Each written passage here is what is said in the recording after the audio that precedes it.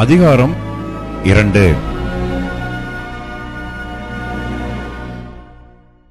கர்த்தர் சொல்லுகிறது என்னவென்றால், மோவாபின் 3 பாதகங்களின் நிமித்தமும் 4 பாதகங்களின் நிமித்தமும் நான் அவன் ஆக்கினையை திருப்பமாட்டேன். அவன் ஏதோமுடைய ராஜாவின் எலும்புகளை நீராகச் சுட்டு போட்டானே. மோவாப் தேசத்தில் தீக்கொளுத்துவேன். அது கீரியோத்தின் அரமனைகளை பட்சிக்கும். மோவாபியர் அமளியோடும் ஆர்ப்பரிப்போடும் எக்கால சத்தத்தோடும் சாவார்கள். நியாயாதிபதியை அவர்கள் நடுவில் இராதபடிக்கு நான் சங்காரம் பண்ணி அவனோடே கூட அவர்களுடைய பிரபுக்களையெல்லாம் கொன்று போடுவேன் என்று கர்த்தர் சொல்லுகிறார். மேலும் யூதாவின் 3 பாதகங்களின் நிமித்தமும் 4 பாதகங்களின் நிமித்தமும் நான் அவர்கள் ஆக்கினையை திருப்பமாட்டேன். அவர்கள் கர்த்தருடைய வேதத்தை வெறுத்து அவருடைய கட்டளைகளை கைக்கொள்ளாமல் தங்கள் பிதாக்கள் பின்பற்றின பொய்களினால் மோசம் போனார்களே. யூதாவிலே நான் தீக்கொளுத்துவேன். அது எருசலேமின் அரமனைகளை பட்சிக்கும் என்று கர்த்தர் சொல்லுகிறார். மேலும் இஸ்ரவேலின் 3 பாதகங்களின் நிமித்தமும் 4 பாதகங்களின் நிமித்தமும் நான் அவர்களுடைய ஆக்கினையை திருப்பமாட்டேன். அவர்கள் நீதிமானை பணத்துக்கும் எளியவனை ஒரு ஜோடு பாதரட்சைக்கும் விற்று போட்டார்களே. அவர்கள் தரித்திரருடைய தலையின் மேல் மண்ணை வாரி இறைத்து சிறுமையானவர்களின் வழியை புரட்டுகிறார்கள்.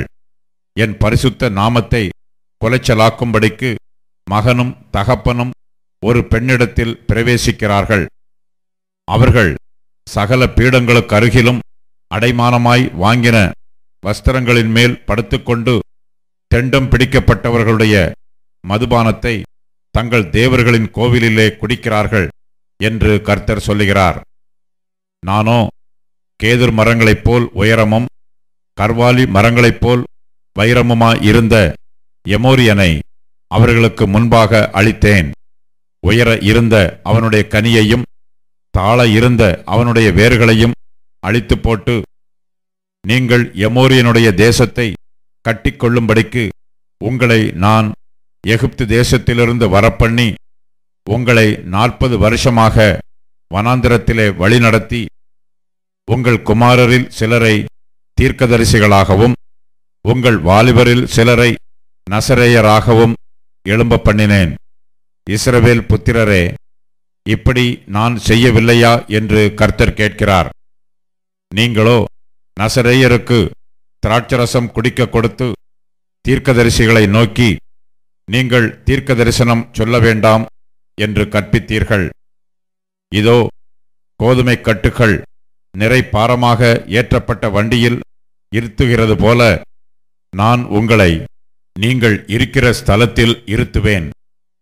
அப்பொழுது வேகமானவன் ஓடியும் புகலிடமில்லை, பலவான் தன் பலத்தினால் பலப்படுவதுமில்லை, பராக்கிரமசாலி தன் பிராணனை தப்புவிப்பதுமில்லை, வில்லை பிடிக்கிறவன் நிற்பதுமில்லை, வேகமானவன் தன் கால்களால் தப்பிப்போவதுமில்லை, குதிரையின் மேல் ஏறுகிறவன் தன் பிராணனை ரட்சிப்பதுமில்லை.